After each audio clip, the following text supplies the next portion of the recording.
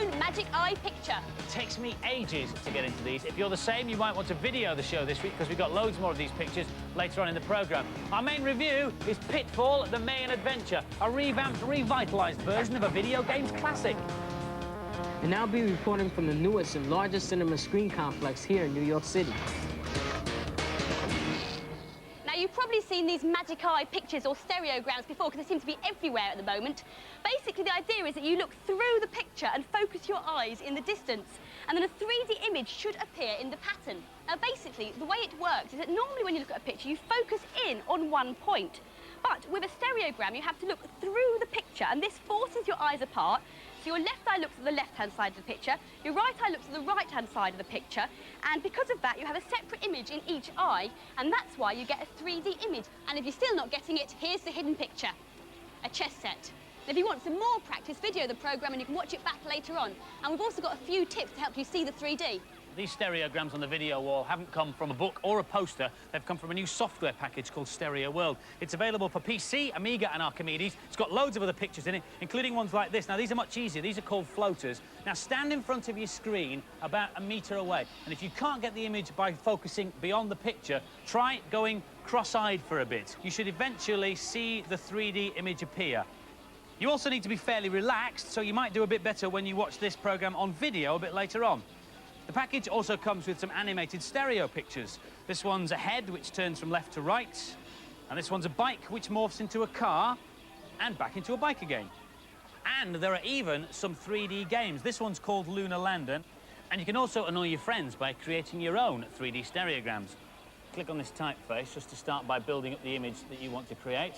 Put a B in there, and an A in here, and a D in there. No prizes for guessing what I'm going to spell. There are also some objects that you can use.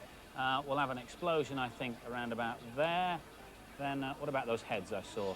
Yes, let's put one of those here and another one there like that. Now I need to choose a background, and I like this Indian fella here. Now watch very carefully when I click on this, because you'll see the whole background shuffle to make up my 3D stereogram. There it goes. As it scrolls down the screen, the background shuffles around and creates my own bad influence 3D stereogram ready for printing out. Ah, hello, Thurtlers. This is anti-gravity paint. Oh, brilliant, it works. I'll paint some more things later, but first, here's a hot cheat for Lion King on the Mega Drive. On the options screen, just press right A, B, and start. Then you can turn the cheat mode on by using left and right and select a level. Let's see, Stampede. There we go. This is brilliant. Perhaps I should have called it Cheetah King. Anyway, there we go, Stampede. And now for another anti-gravity experiment. Oh, no, I've got some paint on my fingers. Oh. Yep, I've got it. I can really see it. That's amazing. Violet, you had it upside down. Our main review this week is Pitfall, the Mayan Adventure on the SNES, a re-release of an old Atari classic. This is what it looked like back in 1982, and the original actually appears as a level in the new game. Pitfall 1994 style stars Harry Jr., son of the first Pitfall hero. His mission is to save his father, who's been kidnapped by an evil Mayan spirit. Here's Sahaya. This game was worth bringing back from the dead, but it still needs emergency surgery. The animation's outstanding, but there's only 8 levels, and many of them look the same. The main sprite, Harry Jr., has incredibly fluid movements, and overall, the animation in the game's excellent. What you have to do here is jump on the crocodiles' heads and their lilies to make your way over the river. The sound's crisp and really adds to the enjoyment of the gameplay. One thing I have to say, though, is that once you've played this bit over and figured out what to do, you just won't want to play it again. It's not really a game you want to keep coming back to. Some of the puzzles in this game are rather tricky. Here, I'm trapped in an area, and to escape, I have to pull a sequence of levers. That's the first one. Just jump over here and go through here. To find another lever, which opens a trap door below. The first time you see this, it's really interesting and poses a challenge, but the second and third time, it's just a bore. It's got some good touches, but not enough interesting gameplay to make it a SNES classic. The sound is quite outstanding on this game. It gives you a real sense of actually being there.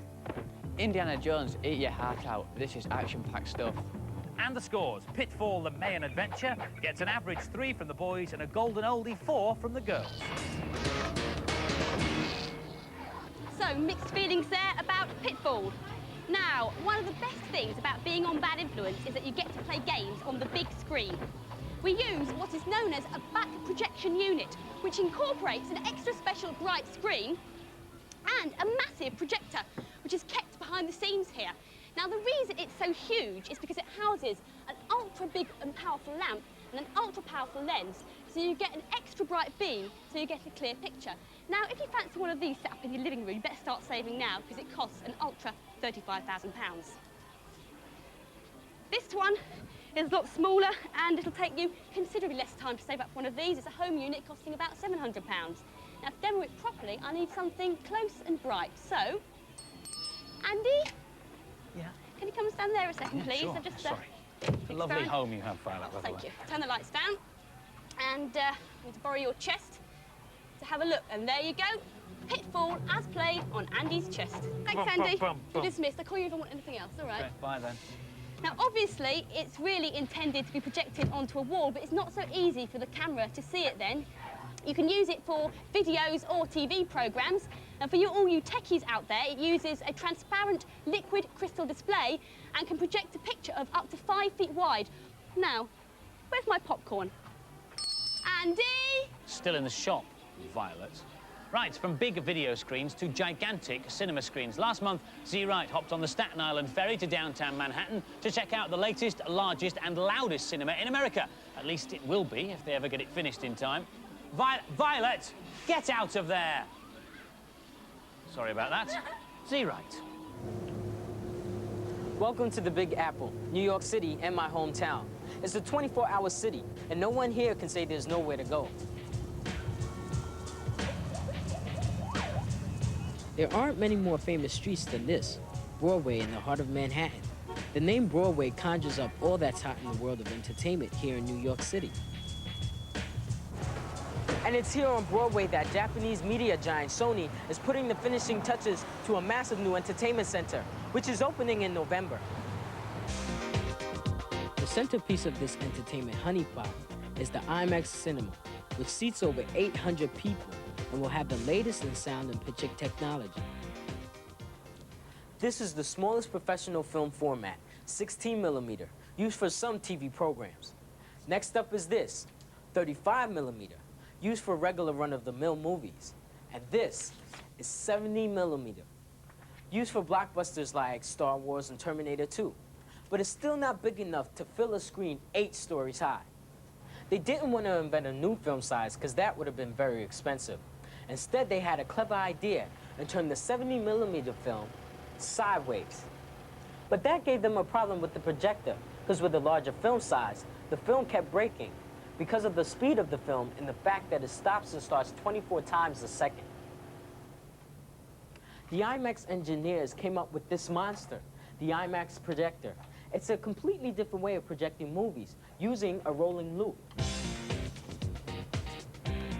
The technology was designed in 1967, and since then, IMAX have installed over 100 screens around the world. There's one in England, in Bradford. As you might expect, the camera isn't exactly lightweight, but they're not as awkward as they were when they first invented them. The special 3D IMAX camera has 2 lenses spaced the same distance apart as our eyes, which produces 2 similar films. To get a 3D picture, you need to show each eye a slightly different image. The films are projected onto the same place on the screen, but you still need each eye to see the correct picture. This headset picks up a signal from a transmitter and the projector that blackens each eyepiece in turn, so that the right eye sees the right image while the left eye is blacked out. Then the left eye sees the left image while the right eye is blacked out, and so on in sync. This bank of CD players sends 6 channels of sound to speakers spread all around the auditorium.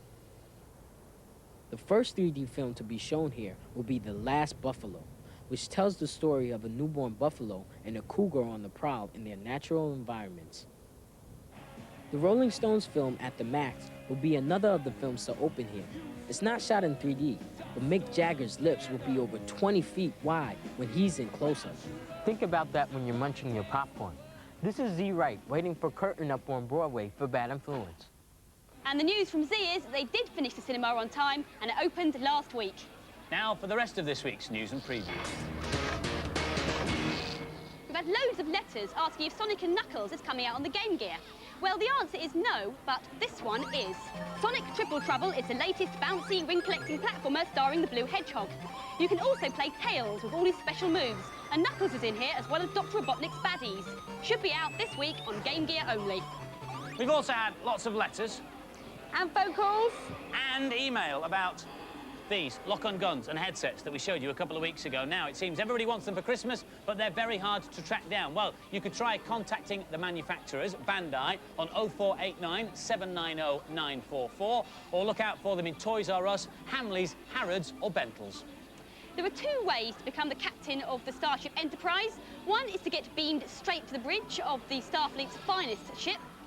The other is to go through the proper training process on this new SNES simulation at Star Trek Starfleet Academy. You can boldly go next January. Ugh. Oh, Furtlers, this anti-gravity paint's getting everywhere. That's better.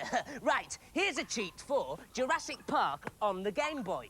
On the Dino intro screen, press up, down, left, up, down, right, and select, and then do the whole thing again. Up, down, left, up, down, right, and select. Then start the game and press A, B, start and select together to skip levels at any time. Hey, brilliant! And now for some more anti-gravity painting. Oh, no.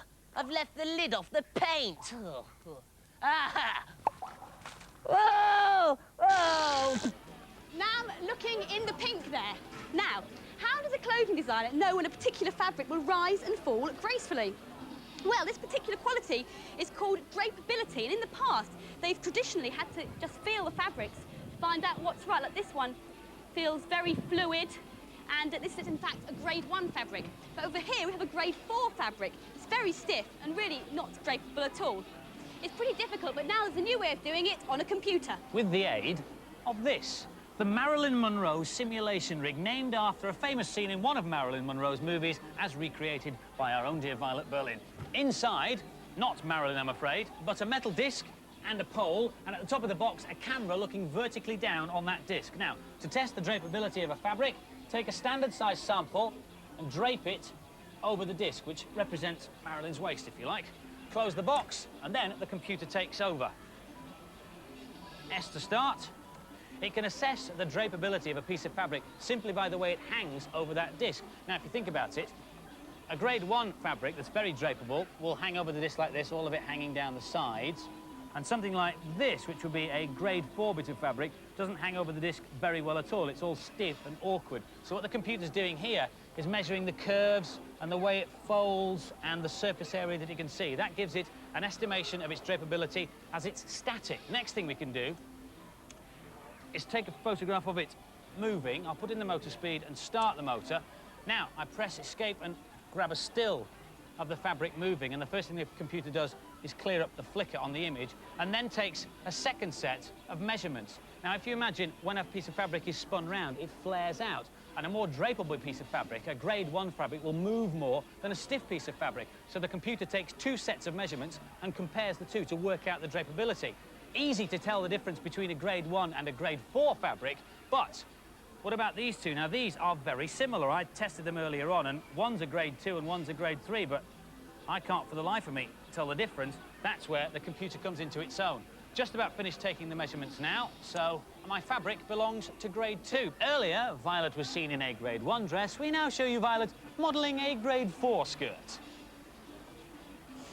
The Marilyn Monroe machine is only the first part of a research project at Bradford University, and this is the second stage. They've already been able to simulate how fabric falls and moves, and the eventual aim is to show how fabric will hang on a virtual model. Right, that's quite enough of this close show nonsense. Time for some more games reviews. The stars of What's Up Doc are now appearing on a console near you. Am I? No, not you, Andy. The real stars, the Animaniacs. Follow the Warner Brothers and Warner sister as they make their wacky way around the studio backlots, pursued, as ever, by the security guard who wants to lock them up. And who can blame him? Here's Sally with the SNES version. I bet you can't play this without laughing. There's a real feeling of fun about the game, and the main characters are so cute. Once you pass the first bit, all the other levels are based on different film sets. This is the aquatic stage. I've left Wacko and Dot behind because there's not much room on the raft. I'm looking for a film script because it's a very film-based game. But you've got to watch out for Jaws because he pops out anywhere. There he is. If you die, you get the chance to play one of the other characters. Here I'm playing Dot, and she's still looking for the script. And she's found it. It's captured the quality of the cartoon series, and if you're a fan of the TV program, then you won't be disappointed. This is good fun, but the puzzles just aren't challenging enough for my liking.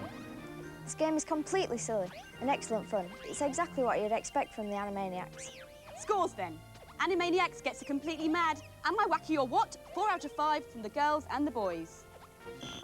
OK, you have to pick your dream basketball team. Who will you have? Shaquille O'Neal, possibly. Magic Johnson, certainly. But Buster Bunny? Buster and the rest of the Tiny Toons characters are now starring in their very own sports extravaganza on the Mega Drive, which also includes 10-pin bowling, an obstacle course, and this football game. Here's Angela. This is my kind of sports game. I wouldn't be bothered with a sports sim, but I found this really playable because of all the cartoon characters. All the characters have their special skills, like Dizzy Devil there spinning around. My favourite team is Dizzy Devil, Babs and Buster Bunny and Fifi Skunk. There she goes saving a goal. There's loads of humour in the game. The only drawback is that the characters are really hard to control because of all the action going on. This game's definitely got the fun factor. If you're into slapstick humour, then you'll love this. This is the height of sadness. If you want a sports game, get NBA Jam or FIFA Soccer. Don't waste your money on this. This didn't grab me at all. I mean, why are Tiny Toons playing basketball? Cartoon fans love it, but sports purists are horrified. Tiny Toons Adventure Acme All-Stars gets a 4 from the girls, but a mean old 2 from the boys. Oh, phew, Furtlers. That was a narrow escape. I almost got trapped on the ceiling. It's taken me till now to crawl down the walls and nail my feet to the floor. I'll just do this last cheat for you and then I'll try and clean up a bit. It's for Street Fighter 2 Turbo on the SNES, and it's a handy way of changing your joypad controls before a match without having to wade through all the menus.